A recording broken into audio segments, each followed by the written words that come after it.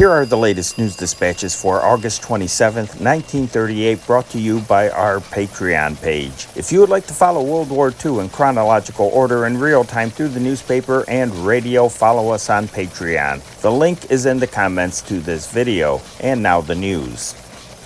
Berlin. Reichsfuhrer Hitler today asked Great Britain and France to see that the conflict between the Sudeten Germans and the Czechoslovak government is settled promptly. London and Paris were asked to compel Prague to agree to all the demands of the Sudeten Germans. Among these demands is one for self-rule by the 3,250,000 Germans in Czechoslovakia. Nazi officials who confirmed reports that notes had been sent to Britain and France refused to state whether a similar warning had been presented to the United States. The State Department in Washington said last night it had received no German note concerning Czechoslovakia. Prague. The Czechoslovak government struck back tonight at a proclamation by the Sudeten German party leaders calling upon their followers to defend themselves against attack by communists. The government considered the proclamation as an incitement to disorder. In an official announcement broadcast in both the Czech and German languages, the government accused the Sudeten German leaders of magnifying little incidents for the purpose of bringing pressure to bear upon the government during negotiations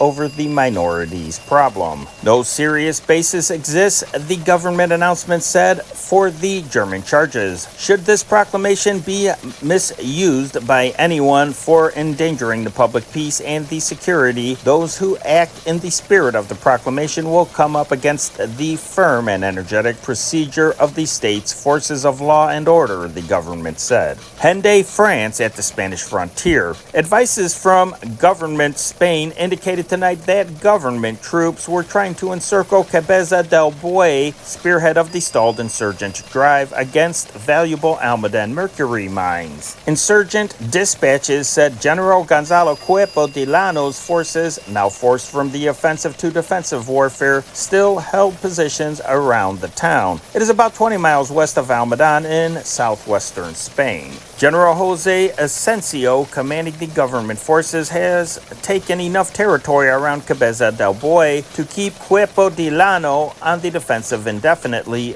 government reports said. Shanghai. Japanese air, river, and land forces launched a terrific attack covering the entire Yangtze River warfront in east central China today. Foreign military observers believed it the beginning of an offensive to capture Hankow before the first snowfall. The Japanese war machine, slowed up for several months, picked up momentum as severe fighting raged on the shores of Lake Poyang and on both banks of the Yangtze River. With the Manchukuo border now quiet, the Japanese, it was believed, have prepared a full-dress offensive. With it, they hope to march finally into Hankow, Chinese provincial capital, and deliver a death blow before the end of the year, avoiding a winter campaign. Washington, D.C. The United States today sent a stern protest to Japan over the destruction of a Chinese commercial airliner Wednesday, which cost 14 lives. The protest, in a note prepared by Secretary of State Cordell Hull, was delivered to the Japanese Foreign Office by Joseph C. Grew, American ambassador to Tokyo. Moscow. A radio report from Kharkov in the Ukraine said Colonel and Mrs. Charles A. Lindbergh had landed there this afternoon and flown on to Rostov to spend the night. The Lindberghs left Moscow this morning en route to Czechoslovakia. They had been here 9 days, during which